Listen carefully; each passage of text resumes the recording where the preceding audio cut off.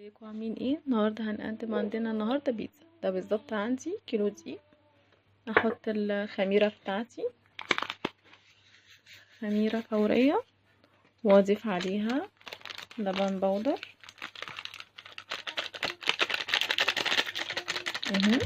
نعمل النهارده بيتزا سجق، ومعلقه كبيره سكر ومعلقه صغيره ملح، وميه للعجن عشان نعجن بيها البيتزا بتاعتي. كله بقى كده مع بعض اهو. هضيف واحده واحده الميه بتاعتي.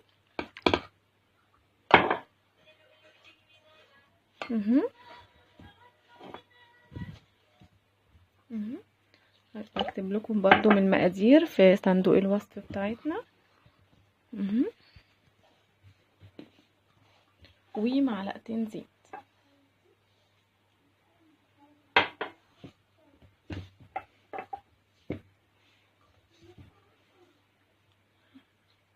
هبدأ اعجن بقى شويه كده وارجع لكم تاني. بتاعتي بعد ما عجنتها كويس جدا هسيبها بقى ساعه ونص كده تتخمر، وبعد كده نرجع لكم تاني. انا هعمل قدامكم دلوقتي الصلصه بتاعت البيتزا. طبعا انا حطيت زيت وهبدأ احط الصلصه بتاعتي. بسم الله اهي. واحط بقى الملح والفلفل بتوعي، وارجع لكم تاني. حطيت الملح والفلفل، وهحط الزعتر بتاعي اللي هو بيدي نكهة الصلصة بتاعة البيتزا. حطيت انا هنا دلوقتي زعتر وملح وشوية فلفل اسود. ارجع لكم تاني بعد ما تستوي.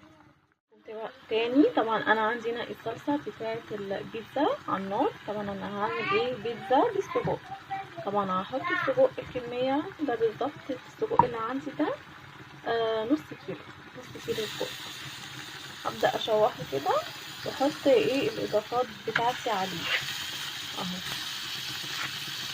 نوصل كل المقادير اللي عندي اهو. هديله تشويحه كده.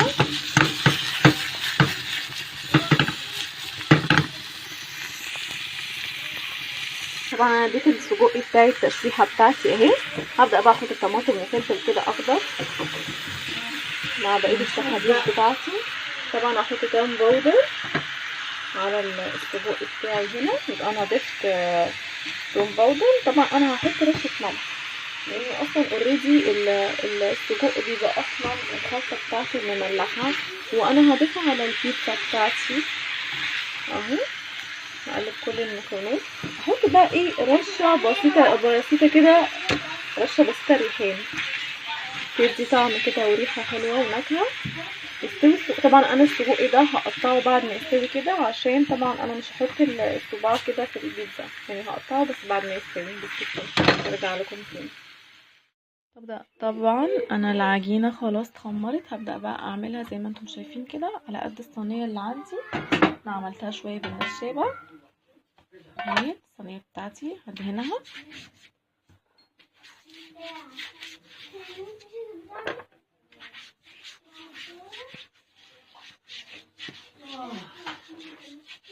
اهي. دهنتها كويس جدا. هبدا بقى احط البيتزا بتاعتي على قد الصينيه كده. هحاول افردها. دي طبعا هنعملها قدامكم كده، قلت نعملها قصادكم بالنشابه على قد حجم الصينيه اللي انا مطلعاها بتاعه البيتزا. طبعا انا هزوق قصادكم كام واحده كده زي ما انتم شايفين. طبعا الخميره عامه في الشتاء عشان تخمر بتاخد وقت. ممكن ناخد لمده ساعتين مش ساعه كمان. غير الصيف ممكن في ساعه او اقل من ساعه الحاجه تخمر. ما في البرد بقى تاخد وقت شويه. طبعا انا هعملها على قد الصينيه بتاعتي اهو. انا عملتها يعني حاسه ان هي خلاص هي قريبه من الصينيه بتاعتي. ممكن اقدر اعملها قدامكم. هذه الصينيه اللي عندي اهي. هبدا بقى اعملها كده بايدي كده زي ما انتم شايفين.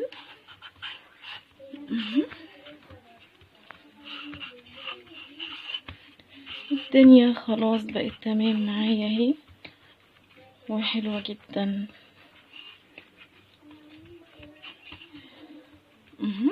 خلاص كده، خلاص خلصنا اهي بالظبط اهي طلعت زي الفل.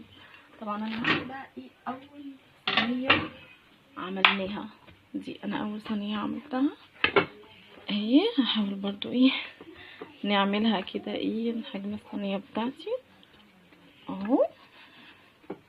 جميله جميله والعجينه جميله جدا.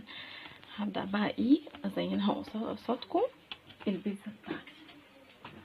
طبعا الصلصه اللي انا كنت قايله لكم عليها مكوناتها اللي هي صلصه وزيت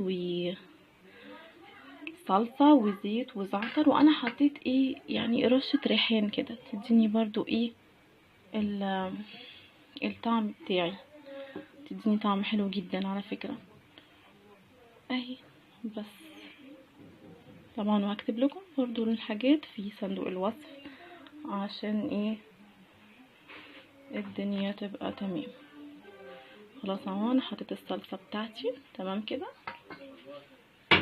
هبدا بقى احط ايه السجق الهايل السجق بتاعي اللي انا ايه وريتهولكم. طبعا انا قطعته طبعا بالسكينه بتاعتي اهو زي ما انتم شايفين كده كده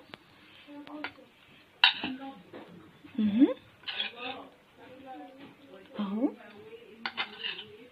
طبعا عشان انا هعمل كميه في كل حاجه فهاخد جزء وجزء اهو. هبدا بس ايه نوزع كده السجق في كل مكان عشان تبقى البيتزا بتاعتي ايه ما حصلتش. طبعا ما فيش حد ما بيحبش البيتزا بالسجق تمام كده.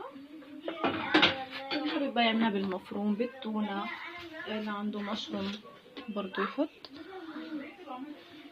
طبعا انا ايه حبيت اقطع الترنشات طماطم كده يعني تغيير، غير ان هي تبقى متقطعه مكعبات صغيره. بالعكس انها تديني شكل كده، تديني شكل حلو جدا اهو كده. وهبدا بقى احط برضو ايه الفلفل الرومي بتاعي الجميل كده برضو الشكل ده يطلع بجد الطعم هايل جدا يعني. زي ما انتم شايفين كده. هبدا بقى ايه نحط الزيتون. طبعا ايه انا هعمل شويه كده وشويه كده، عندي هنا الاطفال مش بيحبوا الزيتون، يعني هعمل صينيه كده فيها زيتون وفيه صينيه من غير زيتون اهو. هبدأ بقى احط الجبنة الموتزاريلا بتاعتي اللي ما حصلتش كده اهو كده. عندنا بنحب نغرق. نرجع لكم بقى تاني، هشوف صينية تانية وارجع لكم تاني. دي هعملها قدامكم برضو. هنحط الصلصة بتاعتي اهي الحلوة الجميلة اهي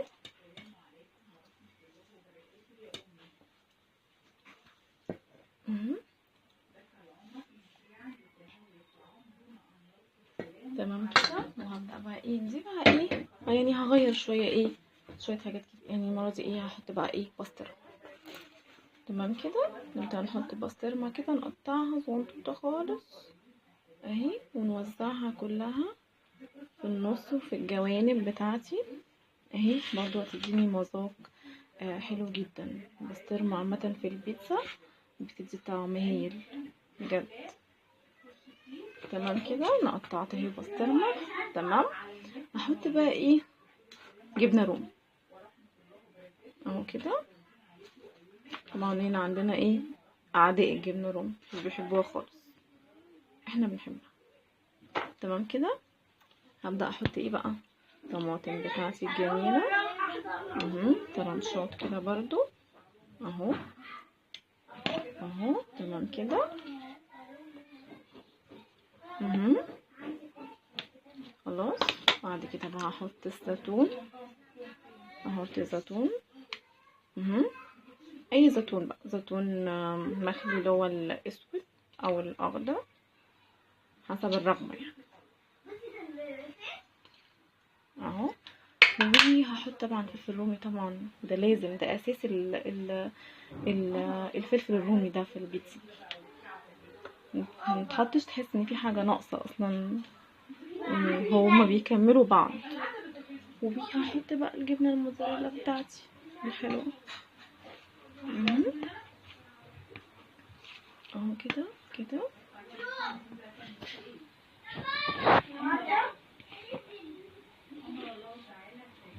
وهحطها في الفرن وارجع لكم تاني.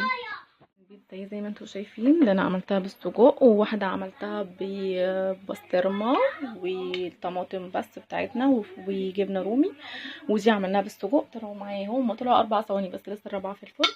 طبعا انا هوريكم البيتزا طالعه معايا لذيذه ازاي وحلوه اهو زي ما انتم شايفين اهو، هايله هايله. والريحه بقى ايه ما اقولكوش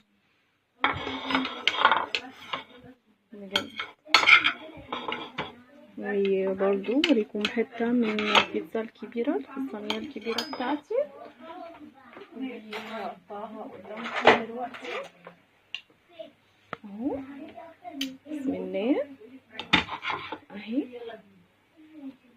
جميله جدا يا جماعه، بجد خطيره بقى، جربوها. انا هحط لكم المقادير بتاعتها في صندوق الوصف. وهنا والشفا، ويارب نكون عجبناكم النهارده من مطبخ شيري. باي باي.